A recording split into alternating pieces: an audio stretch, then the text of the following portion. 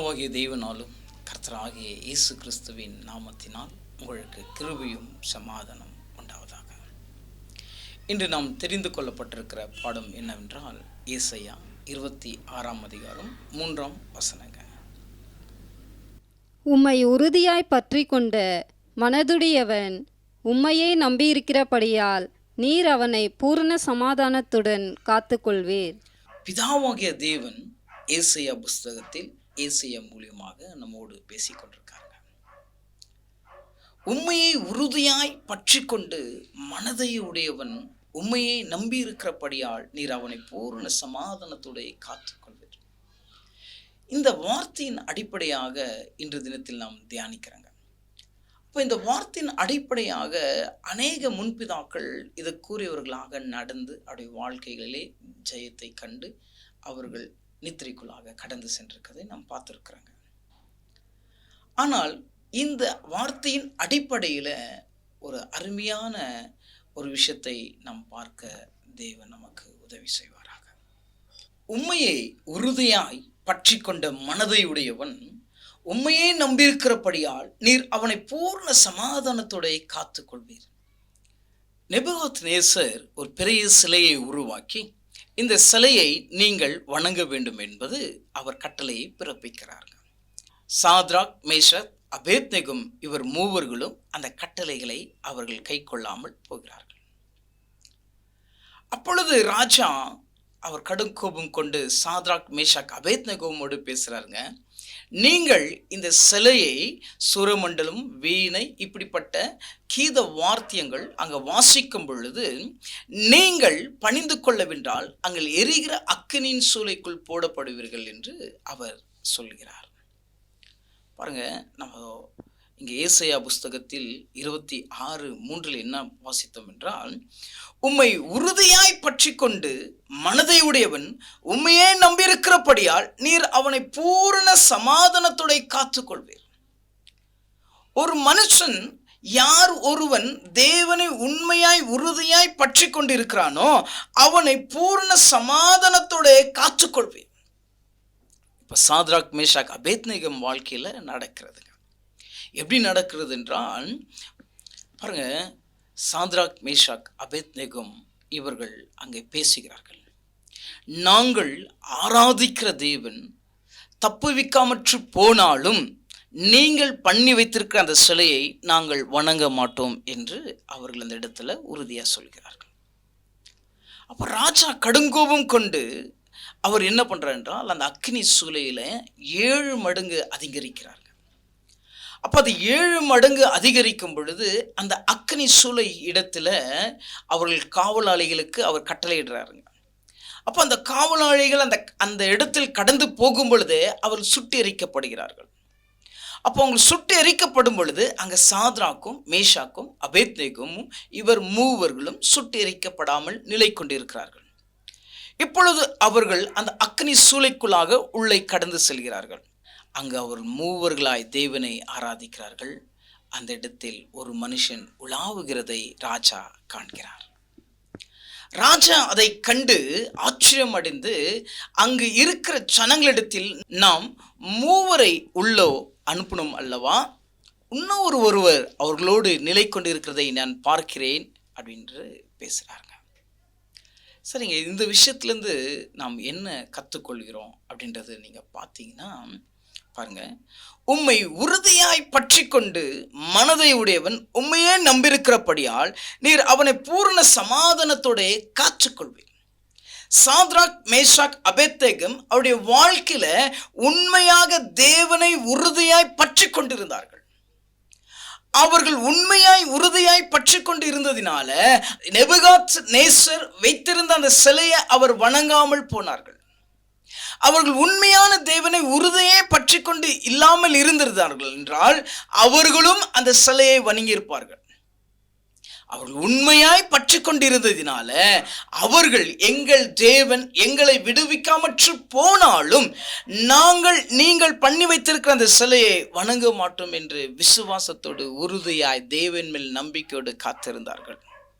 இந்த அக்கினியின் சூழலின் மத்தியில் அவர்கள் கடந்து போகும் பொழுது அந்த இடத்துல தேவனுடைய மனுஷன் உலாவுகிறதை அவர்கள் பார்த்தார்கள். இவர்கள் 4 பேராக அந்த இடத்துல உலாவிக் கொண்டு இருக்கும் பொழுது நேபுகாத் நேசர் உண்மையான தேவனை இவர்கள் தொழுது கொள்கிறார்கள் என்று அந்த இடத்துல அவர் பிரஸ்தாபத்தை படுத்துறாருங்க. அவர்கள் ஆராதிக்கிற தேவன் ஜீவனுள்ள தேவன், அவர்களை யாரும் தூஷிக்க கூடாது என்று அங்க பேசுறார். பாருங்க, உம்மை உறுதியாய் பற்றி கொண்டு மனதை உடையவன் உம்மையே நம்பியிருக்கிறபடியால் நீர் அவனை பூர்ண சமாதானத்துடைய காத்துக்கொள்வீர். சாத்ராக், மேஷாக், அபேத்நேகும் உண்மையாய் உறுதியாய் அவர்களை பற்றி கொண்டிருந்தார்கள். அவர்கள் பூர்ண சமாதானத்தை அடைந்தார்கள். எங்கு பூர்ண சமாதானத்தை அடைந்தார்கள் என்றால் அக்கினியின் மதில் அவர்கள் அந்த இடத்தில் நிலை கொண்டிருக்கிறார்கள். ஆனாலும் சேதம் அவர்களை ஆளுகை செய்யாதபடிக்கு தேவனுடைய மகிமையோடு அவர்கள் வெளியே வருகிறதை நாம் பார்க்கிறோங்க. நாமும் தேவனை உறுதியாய் பற்றி கொண்டு இருக்கிறோம் என்றால் தேவனுடைய கிருபை நம்மளையும் வழி நடத்துங்க. அதுதான் அவர் தேவன் நம்மோடு பேசுறாருங்க. சங்கீதம் 9ஆம் அதிகாரம் 10ஆம் வசனங்க. கர்த்தாவே, உம்மை தேடுகிறவர்களை நீர் கைவிடுகிறதில்லை. ஆதலால் உமது நாமத்தை அறிந்தவர்கள் உம்மை நம்பியிருப்பார்கள். கர்த்தாவே, உம்மை தேடுகிறவர்களை நீர் கைவிடுவதில்லை. ஆதலால் உமது நாமத்தை அறிந்தவர்கள் உம்மையே நம்பியிருக்கிறார்கள். சாத்ராக், மேஷாக், அபேத்நேகும் உண்மையான தேவனை அவர்கள் தொழுது கொண்டு உண்மையாய் விசுவாசத்தோடு காத்திருந்தார்கள்.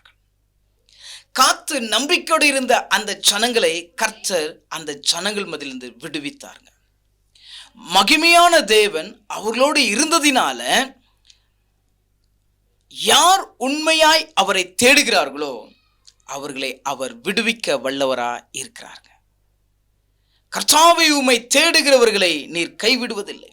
சாத்ராக், மேஷாக், அபேத்நேகும் உண்மையாய் கர்த்தரை தேடினார்கள்.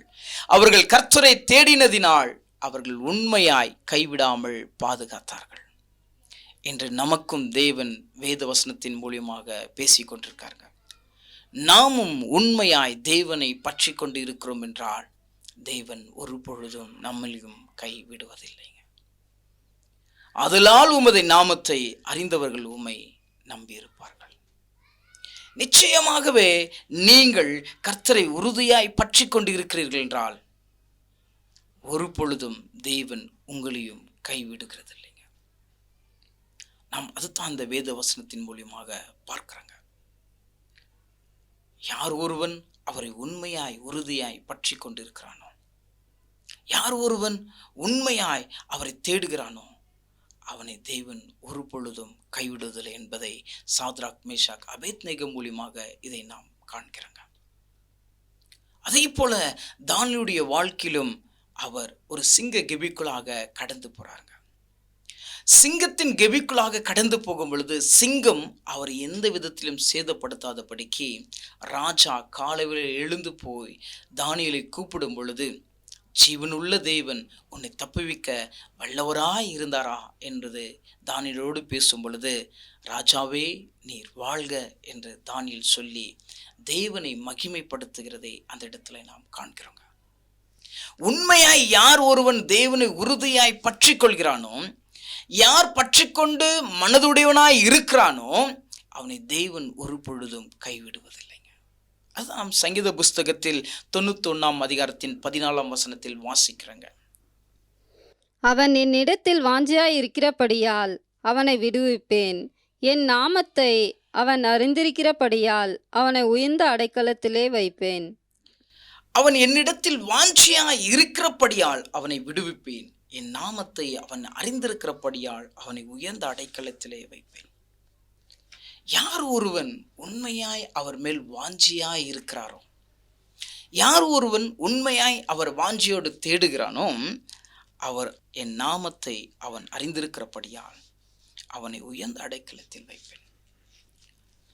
அவன் என் நாமத்தை அறிந்திருக்கிறபடினாலே நான் அவனை உயர்ந்த இடத்தில் வைப்பேன். இது சாத்ராக், மேஷாக், அபேத் இவர்கள் மூவர்களுக்குள்ளும் இந்த காரியம் நடந்துச்சுங்க. தானியேலுக்குள்ளும் இந்த காரியம் நடந்துச்சுங்க. சாத்ராக் மேஷாக் அபேத்நேகோவை வணங்கின தேவனும் தானியேல் தொழுது கொண்ட தேவனையும் நாமும் இன்று தொழுது கொண்டு இருக்கிறோங்க. நம் வாசிக்க கேட்பாங்க ஏசாயா 55:6. கர்த்தரை கண்டடையத்தக்க சமயத்தில் அவரை தேடுங்கள், அவர் சமீபமாய் இருக்கையில் அவரை நோக்கி கூப்பிடுங்கள். கர்த்தரை கண்டடையத்தக்க நேரத்தில் அவரை தேடுங்கள். இப்ப தேவன் நமக்கு இப்படிப்பட்ட நல்ல ஒரு பாக்கியத்தை கூட்டி கொடுத்திருக்காருங்க. நாம் ஜீவன் உள்ளவர்களாய் ஜீவித்து கொண்டு இருக்கும் பொழுது கர்த்தரை கண்டடையத்தக்க சமயத்தில் அவரை தேடுங்கள். இப்போ நமக்கு சமயம் வாய்க்கப்பட்டிருக்குதுங்க. இப்போ நம்ம உண்மையா அவரை தேடுகிறோம் என்றால், தானியேலோடு இருந்த தேவன், சாத்ராக் மேஷாக் அபேத்நேகோவோடு இருந்த தேவன் உங்களோடும் இருந்து உங்களை தப்புவிக்க வல்லவராக இருக்கிறார். கர்த்தரை கண்டறியத்தக்க சமயத்தில் அவரை தேடுங்கள். இப்போ உங்களுக்கு கொடுக்கப்பட்டிருக்குதுங்க. இப்போ நீங்க உண்மையா தேடுங்க. அவர் சமீபமா இருக்கையிலே அவரை நோக்கி கூப்பிடுங்கள். அவர் உங்களுக்கு சமீபமா இருக்கிறாருங்க. ஜீவ சாஸ்வத்தோடு நிலை கொண்டு இருக்கிறோம் என்றால் நமக்கு சமயம் வாய்க்கப்பட்டிருக்குதுங்க. நான் இப்பொழுது ஜீவனோடு இருக்கிறேன் என்றால் எனக்கு சமயம் வாய்க்கப்பட்டிருக்குதுங்க. நான் உண்மையாய் கர்த்தரை நோக்கி கூப்பிடுகிறேன் என்றால் நானும் தானியேலை போலியும் சாத்ராக் மேஷாக்கை போலியும் அபேத்நேகோ போலியும் தேவனுடைய மகிமைக்குள் நிலை கொண்டு இருக்க முடியுங்க. நம்ம வாசிக்க கேட்போங்க எரேமியா 29:13. உங்கள் முழு இருதயத்தோடும் என்னை தேடினீர்களானால் என்னை தேடுகையில் கண்டுபிடிப்பீர்கள். உங்கள் முழு இருதயத்தோடு என்னை தேடுவீர்களானால் என்னை தேடுகையிலே கண்டுபிடிப்பீர்கள். உங்களுக்கு சமயம் வாய்க்கப்பட்டிருக்குதுங்க. நீங்க முழு இருதயத்தோடு அவரை தேடினீங்கன்னா நீங்க தேடும் போதே கண்டடைவீர்கள் என்று சொல்றாரு. சாத்ராக் மேஷாக் அபேத்நேகோ அவர்கள் வாழ்ந்து கொண்டிருந்த அந்த நாட்களிலே உண்மையாய் கர்த்தரை தேடினார்கள், அவர்கள் கண்டடைந்தார்கள். நாமும் இன்று தினத்தில் ஜீவனோடு இருக்கிற நமக்கு தேவன் பேசிக் கொண்டிருக்கார்கள். நீங்களும் உண்மையாய் கர்த்தரை தேடுகிறீர்கள் என்றால் நீங்களும் கர்த்தரை கண்டடைவீர்கள் என்று சொல்றாங்க. என் அன்பு சகோதர சகோதரிகளே, சாத்ராக் மேஷாக் அபேத்நேகோ உண்மையோடும் உத்தமத்தோடும் தேவனுக்குரியதை சிந்தித்தார்கள். நாமும் அந்த உறுதியான மனதோடு நிலை கொண்டிருக்கிறோமா? நானும் உண்மையான அந்த உறுதியான குணத்தில் தேவனை பற்றி கொண்டு இருக்கிறேன் என்றால் கண்டிப்பாக தேவன் தானியேலோடும் சாத்ராக் மேஷாக்கோடு செய்தது அற்புதத்தை போல நம்முடைய வாழ்க்கையிலும் அவர் வழி நடத்துகிறதை நாம் காண்போங்க. நாம் வாசிக்க கேட்போங்க நீதிமொழிகள் 18:10. கர்த்தரின் நாமம் பலத்த துரோகம், நீதிமான் அதற்குள் ஓடி சுகமாயிருப்பான். கர்த்தருடைய நாமம் பலத்த மகிமை உள்ளதா இருக்குதுங்க. அதுக்குள்ளாக ஓடி போய் நிலை கொண்டு இருக்கிறவன் சுகமாயிருப்பாங்க. இது சாத்ராக் மேஷாக் அபேத்நேகோ உண்மையா அவருடைய பலத்திற்குள்ளாக கடந்து சென்றார்கள். அவர்கள் அந்த சுகத்தை பெற்றார்கள். தானியேலும் தேவனுக்கு பயந்து உண்மையை நடந்தாருங்க. நீதிமான் அதற்குள் ஓடி சுகமாய் இருப்பான். தேவனுடைய சிறகுக்குள்ளாக கடந்து சென்று சுகமாய் இருப்பார் என்று தேவன் சொல்லிக் கொண்டிருக்கார். கர்த்தர் நாமும் பலத்த மகிமையா இருக்குதுங்க. அந்த பலத்த மகிமையா இருக்கிற அந்த நாமத்திற்குள்ளாக யார் ஒருவன் உண்மையாய் நிலை கொண்டிருக்கிறானோ, சாத்ராக் மேஷாக் அபேத்நேகோ வாழ்க்கையிலே அவர் செய்ததை போல, தானியேலுடைய வாழ்க்கையிலே செய்ததை போல அவர் நம்முடைய வாழ்க்கையிலும் செய்ய வல்லவராக இருக்கிறார்.